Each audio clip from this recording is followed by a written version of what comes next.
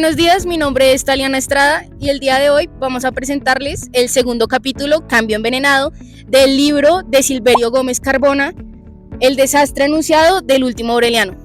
Bueno, el término cambio envenenado se utiliza en economía para describir modificaciones que, aunque inicialmente parecen convenientes, generan consecuencias negativas no previstas. Este tipo de cambio suele presentarse cuando se alteran variables como precios, proveedores, procesos o insumos sin realizar un análisis completo de sus efectos secundarios. La importancia de este concepto radica en que dichos cambios pueden producir costos adicionales, disminuir la eficiencia operativa o afectar la competitividad de una organización. En este capítulo se examinan las condiciones que favorecen la aparición de cambios envenenados y los métodos de evaluación económica que permiten anticipar, medir y prevenir estos efectos indeseados. Además, las repercusiones no son siempre inmediatas. En muchos casos se manifiestan a medido plazo cuando la empresa ha asumido compromisos difíciles de invertir. A continuación se presenta un análisis técnico que permite comprender de manera objetiva cómo una decisión aparentemente favorable puede transformarse en un resultado adverso. ¡Acompáñennos! La OMC advierte que el comercio mundial crecerá por debajo del 2,5% en 2025, mientras el FMI alerta sobre el peligroso aumento de la deuda colombiana. Aunque Colombia mantiene expectativas de crecimiento entre 2,6 y 2,8%, impulsado por premios récords de café y remesas superiores a $12.000 millones, los analistas prevén un crecimiento más cercano al 2% de 2024 debido al desfavorable clima para la inversión privada y las limitaciones de liquidez. La tasa de desempleo ronda al 9.6% con 2.4 millones de desocupados, pero más grave resulta que la informalidad alcanza el 55% de la fuerza laboral. Diariamente salen de Colombia unos 1.300 compatriotas, sumando aproximadamente 450.000 al año, principalmente por falta de oportunidades. De los 711.000 empleos creados en el último año, el 74% son informales. Cuando pensamos en diplomacia, nos imaginamos al gobierno tomando decisiones internacionales o en las embajadas. Sin embargo, el capítulo 2 nos muestra que hoy en día existe una diplomacia más importante, que es la diplomacia privada. Y sí, aunque estos no aparecen en titulares, son de gran importancia, ya que son claves para las relaciones de diplomacia privadas. Estos son universidades, gremios, empresas y actividades sociales que permiten dar una nueva relación al país de cómo nos estamos relacionando en diplomacia privada. El autor describe cómo estos actores privados ayudan a abrir caminos cuando la diplomacia oficial es lenta o está limitada, por ejemplo, creando puentes económicos, académicos o humanitarios. Y también señala que la diplomacia privada puede alertar crisis. Empresas, centros de estudios o Cámara de Comercio puede alertar sobre estos crisis internacionales antes de que se vuelvan más graves. Además, estos funcionan como un canal alterno, ya que estos permiten que hayan diálogos, negociaciones con estos actores y otros países de manera internacional sin la necesidad de que haya un protocolo de Estado. Esto garantiza que se lleguen a grandes negociaciones de innovación, de cooperación e incluso de cooperación académica, que es tan importante para un país en desarrollo. En el capítulo muestra que esta diplomacia no cambia la oficial, sino que la complementa. Es como una red paralela de contactos y conocimientos que ayuda a proteger intereses nacionales cuando el contexto global cambia rápido. En resumen, la diplomacia privada funciona como un soporte silencioso, analiza, advierte, conecta y abre puertas. Y en un país donde los retos externos son cada vez más complejos, esta participación de actores no estatales se vuelve fundamental para el desarrollo de esta nación.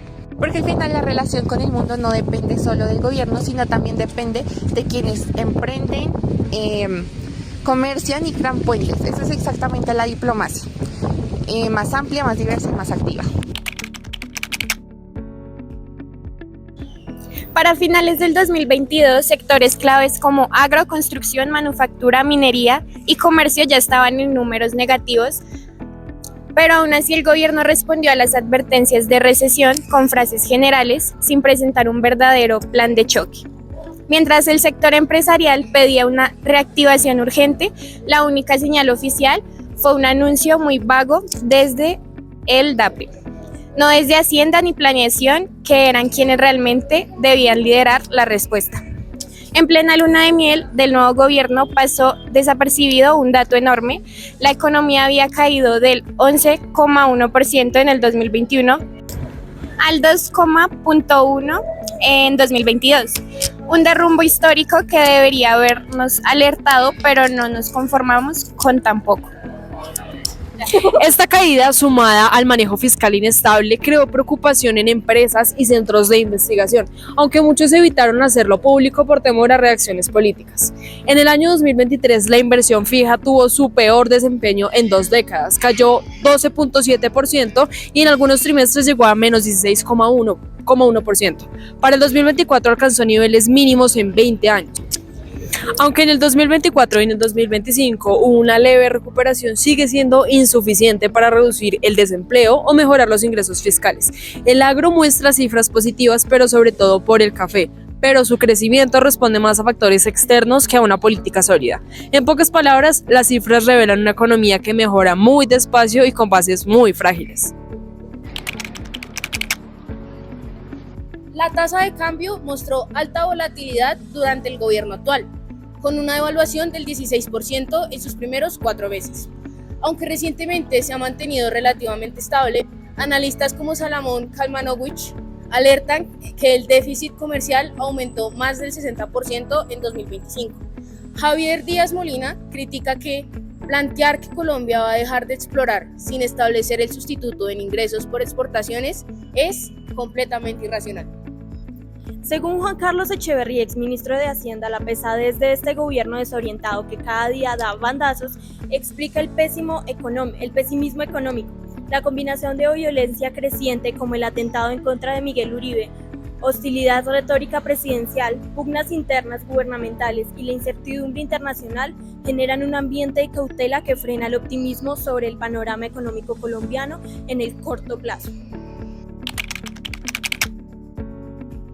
El contenido expuesto permitió identificar que los cambios envenenados surgen cuando una modificación no incorpora un análisis completo de sus efectos directos e indirectos.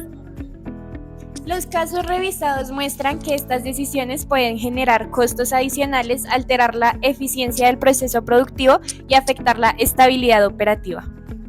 También se evidenció que las repercusiones suelen manifestarse de forma gradual, lo que dificulta la detección oportuna y su corrección temprana. El uso de herramientas de evaluación económica se presenta como un mecanismo fundamental para anticipar estos efectos y reducir la probabilidad de obtener resultados no deseados. En síntesis, el estudio del cambio envenenado resalta la necesidad de decisiones basadas en información suficiente, análisis técnico y proyecciones que consideren escenarios alternativos. Con esto concluye el análisis. El fenómeno descrito constituye un elemento relevante para comprender cómo ciertas decisiones pueden modificar el desempeño organizacional. Gracias. Hoy presentamos a Lina María Garrido, representante a la Cámara por Arauca y segunda vicepresidenta de la Cámara, perteneciente al partido Cambio Radical.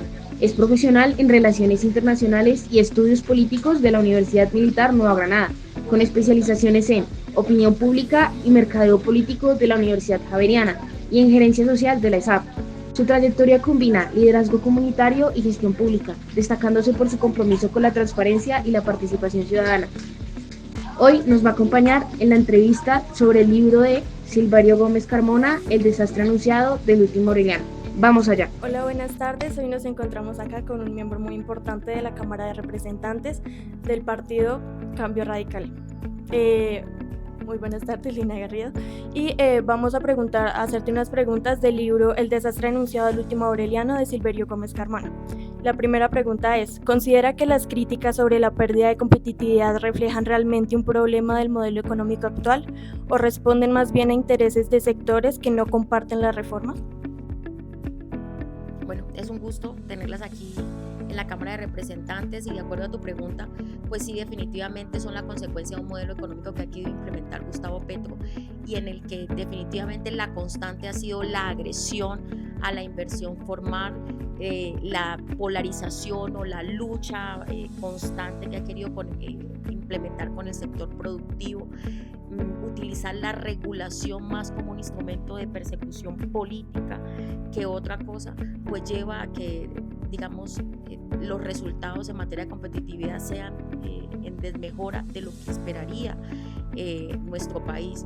Yo creo que hoy ver unas pérdidas en lo que ha sido la empresa más importante como es Ecopetrol del 60% de la rentabilidad nos tiene que llamar la atención, porque las necesidades que tiene este país requieren que en lo que somos más fuertes o en la riqueza que tiene nuestro país pues realmente sean de alguna manera explotadas de manera responsable, pero no podemos nosotros desconocer o hacer cuenta de un momento a otro como lo ha querido hacer sin un periodo de transición, que vamos a apostarle a otro tipo de economías o a otro tipo de, digamos, de fuentes de ingresos en las que ni siquiera se ha garantizado que realmente este gobierno le haya proyectado una inversión o eso haya mejorado el tema de exportaciones como lo ha querido ver. Entonces, creo que habla, en su discurso dice más que en lo que materialmente y en la realidad nosotros podemos ver como resultados palpables y tangibles de lo que han querido implementar en materia económica de este país. Y por eso vemos cada año presupuestos inflados y cada uno de ellos con una ley de financiamiento o una reforma tributaria que soporta. Lo que quiere decir entonces que realmente este país, pues digamos que en materia económica tiene unos grandes desafíos que aún hoy seguimos debatiendo aquí en el Congreso de la República. Gracias por tu respuesta. Podemos entonces seguir a la siguiente pregunta. La pregunta es, ¿cuál es su estrategia para garantizar la estabilidad y recuperar la confianza de los inversores que se ha perdido por la hostilidad gubernamental y por la proliferación de anuncios gubernamentales que generan poca credibilidad? A uno ya le da hasta miedo realmente escuchar al presidente de la República, ya sea en un consejo de ministros, en una locución o en cualquier plaza pública en donde se manifiesta, porque siempre es, digamos, ciertos tipos de anuncios que genera dan cuenta o dan como resultado una incertidumbre jurídica hoy, que lleva a que cada vez que lo hacen genere un caos. Y hoy por hoy tú ves a mucha gente que quisiera invertir en el país que más bien se detiene esperando a ver qué pasa en el 2026 después de las elecciones, porque inclusive compromisos que ya tenía adquirido el país, el Estado colombiano, en materia contractual, en materia económica, se han visto perjudicados por esos anuncios por parte del presidente que son sumamente irresponsables. Entonces, cuando un presidente toma como bandera el que la inversión privada, el que la inversión extranjera o quienes hoy quieren generar riqueza son los enemigos del pueblo o son los enemigos del país, pues por supuesto esto va en declive de quienes con mucho esfuerzo han querido salir adelante. O sea, esta narrativa, este discurso, esta verborrea que él utiliza constantemente nos ha llevado hoy a tener que enfrentar cada que sale un caos y una incertidumbre pues que al país le hace muchísimo daño. El alejarnos y el querer generar una discordia con quien es nuestro principal socio comercial, como lo ha sido los Estados Unidos, y en el que todo el tiempo nuestros exportadores están pensando si nos van a subir los aranceles, si van a dejar de comprar nuestros productos. Eso llena de preocupación a todos los que en la historia han querido abrir mercados y han querido atraer la inversión extranjera a un país en el que tenemos a un presidente sumamente irresponsable que no entiende que cada cosa que dice genera un efecto en el mercado. Bueno, muchas gracias por la respuesta. Vamos con la tercera pregunta. ¿Cómo reactivará usted la economía para alcanzar el crecimiento del 4% necesario y reducir la incertidumbre política y jurídica que está destruyendo el tejido empresarial? Mira, aquí quiero más o menos contextualizarle de la siguiente manera. Muchas de las reformas y de las iniciativas que el gobierno nacional ha querido tramitar en el Congreso de la República llevan a que en materia económica haya una gran preocupación por parte de los colombianos y que atentan especialmente con quienes hoy generan o quienes pagan los impuestos que sostienen todas las apuestas de inversión en el gobierno, en este y en los anteriores. Y entonces estamos hablando que en nuestro país hay 1.800.000 empresas, de las cuales 1.700.000 son micros y medianas empresas, que solamente con decirles la aprobación de la reforma laboral inmediatamente genera un acabose dentro del mercado, y hoy tenemos en 2 años más de 180.000 empresas que se han liquidado y hemos reducido en un 30% la creación de nuevas empresas, que era, digamos, de acuerdo a las cifras que hoy están actualizadas. Muchas de esas iniciativas que se han presentado en este gobierno generan, a diferencia de lo que quisiéramos todos, que fuesen más los que quisieran emprender, hacer empresa, formalizarse, Gustavo Petro nos ha metido en un discurso y en una división muy grande que dice que va a buscar que paguen impuestos los más ricos, cuando los más ricos son el 2% de las empresas en el país, mientras el 98% restante son pequeños, que solamente con el aumento de un salario mínimo, en las cifras en las que irresponsablemente se advierte que se aumentarán para este año, ya generan pérdidas de empleabilidad, de oportunidades de empleo, de rentabilidad de las empresas, y que llevan a su cierre.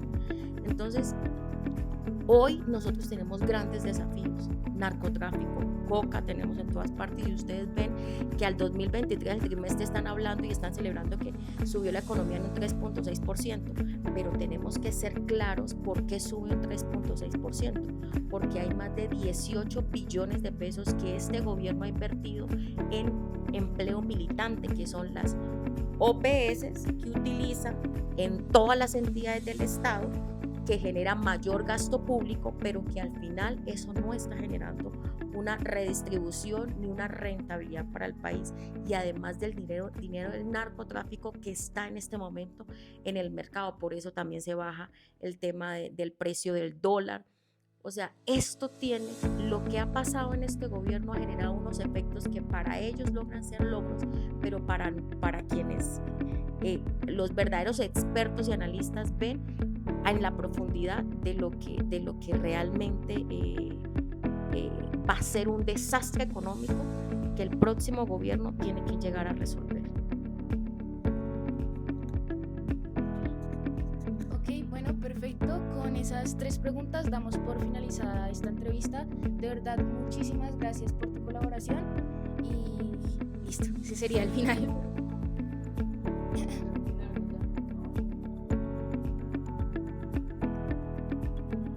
Hoy presentamos a José Cuesta Novoa, filósofo con maestría en estudios políticos de la Universidad Javeriana. Fue firmante del histórico Acuerdo de Paz con el M-19, subdirector del IPAC y subsecretario de Gobierno durante la alcaldía de Gustavo Petro. Actualmente es concejal de Bogotá por la coalición Colombia Humana, UP, y destaca por su defensa de los derechos humanos, el Hospital San Juan de Dios y la Reserva Thomas van der Haam. Buenos días, el día de hoy nos encontramos con el concejal de Bogotá, José Cuesta, y vamos a realizarle unas preguntas sobre la economía actual de Colombia.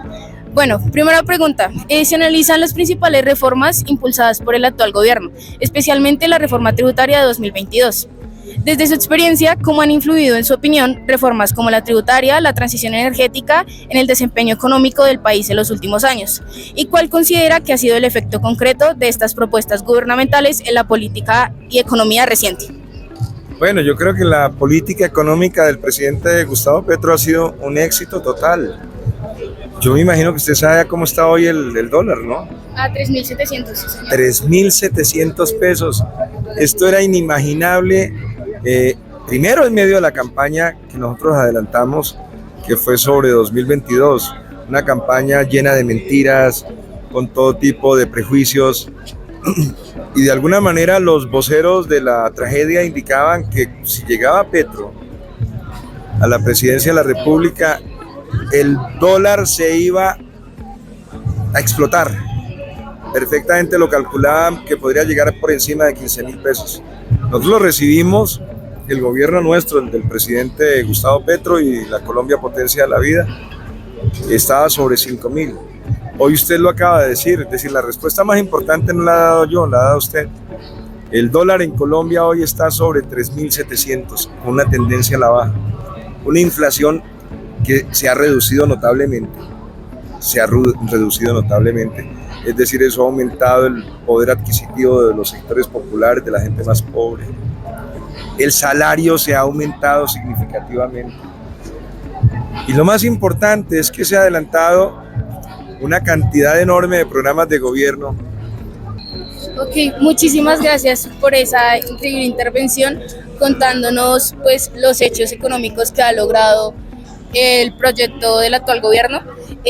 Podemos pasar a la siguiente pregunta. Claro que sí. Bueno, en los últimos años Colombia ha acelerado el debate sobre la transición energética, especialmente lo relacionado con la reducción de exploración de hidrocarburos y los incentivos a energías renovables.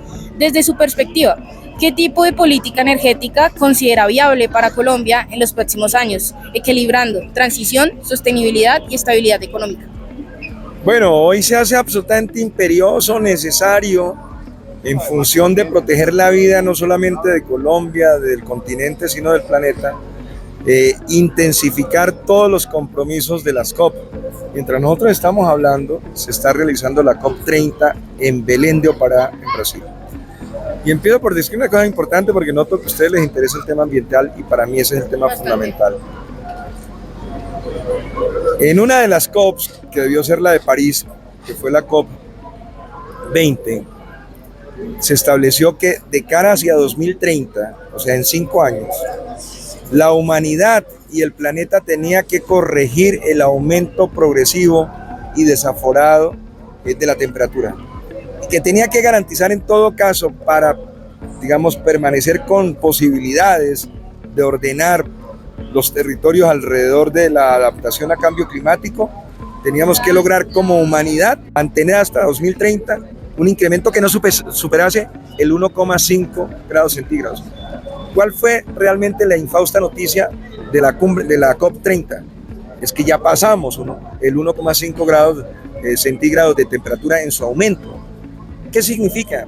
Que definitivamente lo que ha venido promoviendo el presidente de la República y es adelantar procesos de transición energética que consisten en dejar de estar dependiendo de las economías fósiles. Gas, petróleo y carbón es la estrategia más acertada. Y en ese sentido, hay una tarea que me parece que es fundamental, que supongo yo que nuestro canciller o nuestra ministra de Ambiente lo va a defender en el marco de la COP30 en Belém do Pará, que no ha terminado, termina como sobre el 10 de abril. Y es que sigue siendo absolutamente necesario establecer ese programa de acción climática versus reducción de la deuda externa por parte de del G7. No nos vamos a llamar a engaños. Aquí los mayores responsables del deterioro climático del planeta, que tiene consecuencias devastadoras en el sur. Usted sabe muy bien que se dice por parte de los teóricos del tema climático. ¿Quiénes gestan, digamos, el deterioro de la crisis climática? Los grandes países industriales. Pero ¿dónde se observa la tragedia climática? En los países pobres. Entonces nosotros estamos proponiendo a nombre del gobierno de la Colombia Potencia de la Vida, porque esto se resuelve globalmente, y es que nosotros somos socios con Brasil, con Venezuela, con Ecuador, con la misma Bolivia, del trapecio más importante que es la selva amazónica, que puede ser sin duda alguna, fortaleciéndose y evitando que se siga depredando, se va a poder convertir en un gran sumidero de dióxido de carbono. Pero para eso necesitamos establecer un pacto. Entonces, ustedes que son los que contaminan, nosotros avanzamos en el fortalecimiento de la selva amazónica como gran sumidero natural del dióxido de carbono. Eso se llama acción climática afirmativa. Pero ustedes, el G7, por ejemplo, ¿cuál sería el compromiso que van a adquirir? Que van a hacer procesos de reducción sistemática. A cada acción climática afirmativa, obviamente tienen que hacer una reducción de la deuda externa. Estamos en eso. Eso se llama procesos de transición energética, porque si nosotros logramos que efectivamente se consolide ese pacto, esa acción climática afirmativa que la hacemos de corazón y con convicción, nos va a permitir recuperar recursos financieros fundamentales para los procesos de industrialización sostenible que tanto requiere Colombia. Ok, listo. Muchísimas gracias de verdad por permitirnos este espacio, y ya este sería el final de la entrevista. Hola, buenos días. Hoy vamos a hacerle la entrevista a María José Pizarro del libro El desastre anunciado del último Aureliano, específicamente del segundo capítulo, Economía envenenada. Acompáñenos. Buenas tardes, el día de hoy nos encontramos con La representante de la Cámara del Pacto Histórico, María José Pizarro. y nos va a responder una pregunta sobre la economía actual. Bueno, la pregunta es, si usted pudiera rediseñar la estrategia económica actual, ¿cuáles serían las 3 decisiones prioritarias para reactivar la economía y recuperar la confianza? Bueno, lo primero que tenemos que saber es que la economía en nuestro país no está quieta. Precisamente tenemos una reactivación sostenida de la economía desde la pandemia, es decir, desde el año 2022. Nosotros hemos propuesto un cambio de modelo, transitar de una economía, de un modelo extractivista a un modelo productivo que ha dado sus frutos. Tenemos el agro que ha crecido de manera muy sostenida. Las cifras son de alrededor del 10% un crecimiento del agro, y además en las exportaciones agrícolas hemos crecido en las cifras mayores de los últimos 35 años. Quiere decir que hoy la agricultura en nuestro país, los sectores agrícolas de la economía son motor de la economía. Y también, pues por supuesto, el turismo. No solamente las cifras que ha presentado ANATO y otros gremios alrededor del sector hotelero, que nos muestran que el sector hotelero hoy tiene cifras por encima del carbón. El carbón, que además se va a acabar dentro de muy poco tiempo, y es precisamente hoy el turismo otro de los motores de la economía. El turismo hoy permite que 7 millones de turistas extranjeros hayan llegado a nuestro país. La gente quiere conocer a Colombia por su biodiversidad, y por lo tanto la protección de nuestra biodiversidad es fundamental. Y otro punto, otro de los motores de la economía, pues por supuesto la transición energética. Hemos multiplicado por 10 los proyectos de transición energética, el arte y la cultura, que ustedes ven hoy también permiten un crecimiento y están aportando al crecimiento económico de nuestro país. Bueno, muchísimas gracias de verdad por brindarnos este espacio. Hola, estamos acá con el aspirante al doctorado de Estudios Políticos Internacionales de la Universidad del Rosario, William Angarita. Señor William, ¿cómo está? Muy bien, Nicole, buenas noches. Me alegro mucho. Entonces, vamos a hacer una serie de preguntas, pero antes le voy a poner en cumplen las instituciones del Estado, como el Ministerio de Hacienda, Planeación Nacional y el Banco de la República, en la formulación de un plan de reactivación económica, y cómo podría interpretarse su falta de coordinación a la luz del principio jurídico de responsabilidad estatal y de la teoría política sobre la eficiencia institucional. Ok, Nicole. La formulación de un plan de reactivación económica exige coordinación técnica entre Hacienda, Planeación Nacional y el Banco de la República, porque cada entidad aporta información fiscal, programática y monetaria indispensable para diseñar intervenciones coherentes. Cuando esa articulación falla, como ocurrió en la desaceleración que tú mencionas del 2022-2023, se deshabilita el principio de responsabilidad estatal, pues el Estado, como unidad, tiene el deber jurídico de actuar con la diligencia y la previsión. Desde la teoría política, esta falta de sincronía refleja ineficiencias institucionales. Las políticas pierden capacidad de respuesta, se diluye la legitimidad y se envía la señal de que las instituciones no están operando bajo un diseño orientado al bien público, sino bajo dinámicas fragmentadas. Ok, entonces vamos con la segunda pregunta. Y en contexto, el texto muestra una disminución en inversión fija y extranjera, acompañada de cambios regulatorios y fiscales. La pregunta aborda cómo esto afecta la seguridad jurídica y la función del Estado como un garante de previsibilidad. Entonces, ¿cómo se relaciona la caída de inversión e incertidumbre regulatoria con el deber del Estado de garantizar un ambiente jurídico estable para la actividad económica, y qué implicaciones tiene esto para la legitimidad institucional y la confianza en las políticas públicas?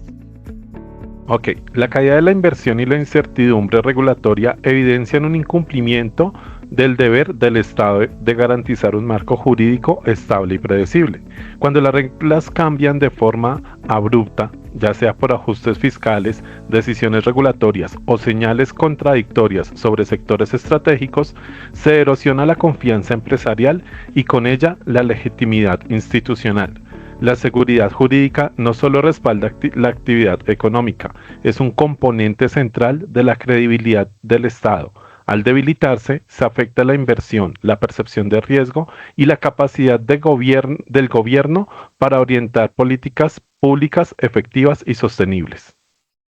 De acuerdo, señor William, muchas gracias por la entrevista. Vale, con gusto, Nicole.